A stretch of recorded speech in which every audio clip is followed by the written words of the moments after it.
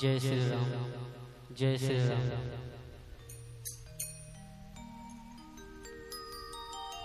जय श्री राम, जय श्री राम, जय श्री राम।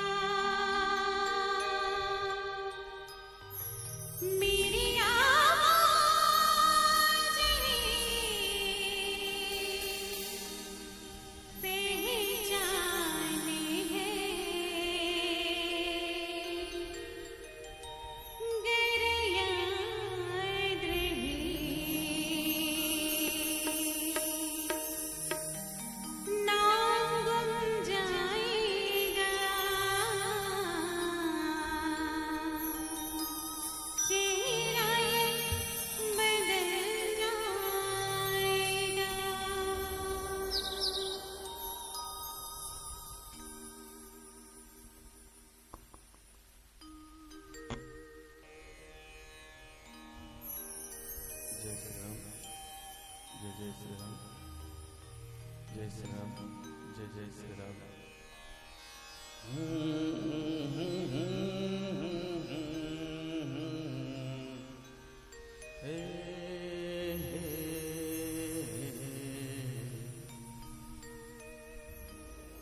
ये गिला है आपकी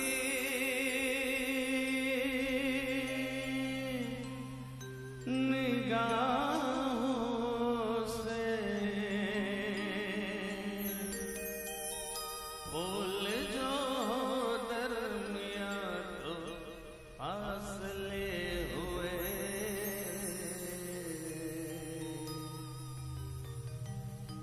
देखा एक ख्वाब तो ये सिलसिले हुए, दूर तक निगाह में है गुल खिले हुए। जय श्री राम, हमिंग लगी। जय श्री राम, जय जय श्री राम।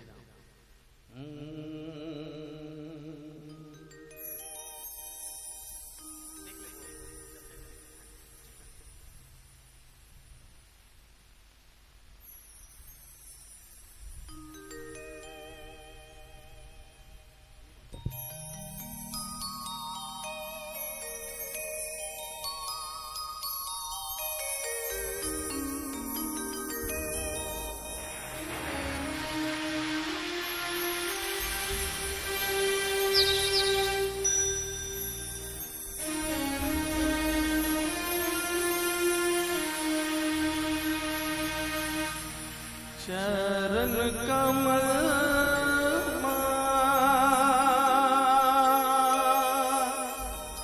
माथा नवा,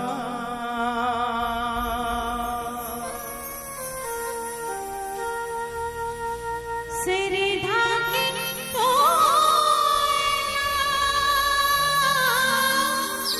फूल में चढ़ा,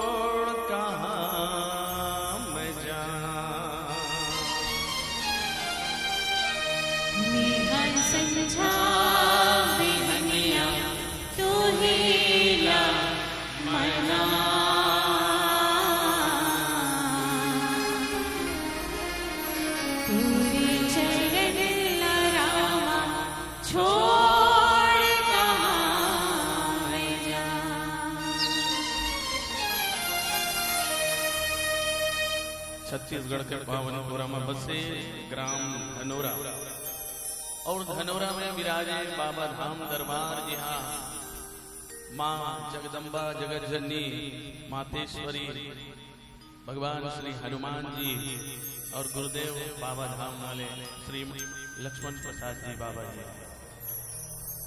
बहुत ही सुंदर आज पावन अवसर गुरु पूर्णिमा। जीवन में गुरु के महत्व क्या होना चाहिए, आज के दिन बहुत ही सुंदर ये चिंतन सत्संग आज पूरा भारतवर्ष ही नहीं अपितु पूरा विश्व में आज गुरु पूर्णिमा के पावन अवसर हम सब मनावत। बंदो गुरुपद कंज कृपा सिंधु नर रूप हरि महामोह तम पुंज जासु वचन रविकर निकल। गुरु जिनके एक एक शब्द जेकर एक एक बोली भाखा ज्ञान के प्रकाश से भरे होते हैं, हमर और आपके जीवन में अज्ञानता रूपी अंधकार को दूर करके ज्ञान रूपी सन्मार्ग में चलाए के जो प्रेरणा प्रदान करते हैं वो गुरुदेव ही है। और आज सुंदर ऐसा पावन अवसर जहाँ गुरु पूर्णिमा के हम सब उत्सव मनाते हैं पावन धाम बाबा दरबार में पधारे हुए जम्मू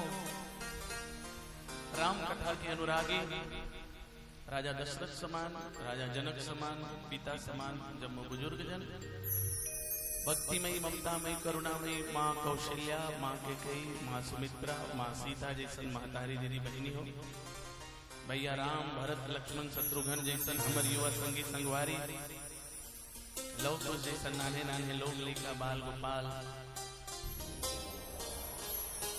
आप लोग हमला जोड़ के रखैया ये मंच में जोन अवसर प्रदान करी परम आदरणीय परम पूज्य गुरुदेव बाबा जी और भैया मनोज भैया जी जेकर बहुत अनवरत आशीर्वाद बाबा जी के और मनोज भाई के हमेशा प्रेरणा प्रोत्साहन मिलते रहते। आप जम्मू झन के चरण कमल में ओम आदित्य मानस परिवार रिसाली भिलाई जिला दुर्ग छत्तीसगढ़ संतोष ढीमर और विनीता ढीमर के सशक्त अभिवादन है, अभिनंदन है, सादर चरण वंदन है।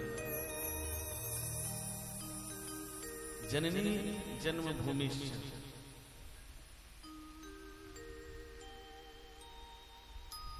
महतारी के कोरा और मातृभूमि स्वर्ग के सुख से भी बढ़ के बताए गए। हम वहां बड़ा भागमानी है कि हमर आपके जन्म ये छत्तीसगढ़ के पावन कोरा में ऐसा पावन भैया जिक्र ली कहे जाते छत्तीसगढ़िया सबले बढ़िया। भगवान श्री रामचंद्र जी से अटूट रिश्ता है, अटूट नाता है हमारे छत्तीसगढ़ से। यहाँ के बेटी महतारी कौशल्या के नाते भगवान राम अमर और आपके महाचार और यही कारण है कि हम छत्तीसगढ़िया मामा मामी मन भाचा भाची के प्रणाम करते काबर के हम सब भगवान राम के स्वरूप के दर्शन करकर भाचा भाची में अर्पा बैरी इंद्रावती खरखरा शिवनाथ कांदुला के कलकल छलछल गोहधार ले जो क्षेत्र संचित होते विश्व पटल में नीलधान के कटोरा के नाम से जानता ऐसा पावन भैया जहाँ के एक एक गांव गोकुल काशी मथुरा बरोबर है। मोर छत्तीसगढ़ महतारी तोला बारंबार प्रणाम है, तोला बारंबार प्रणाम है। आओ हम सब जुड़ेंगे मातृ वंदना छत्तीसगढ़ महतारी के वंदना के साथ अर्पा पैरी के धार के साथ प्रेम से बोलिए छत्तीसगढ़ महतारी की जय, सियावर रामचंद्र की जय।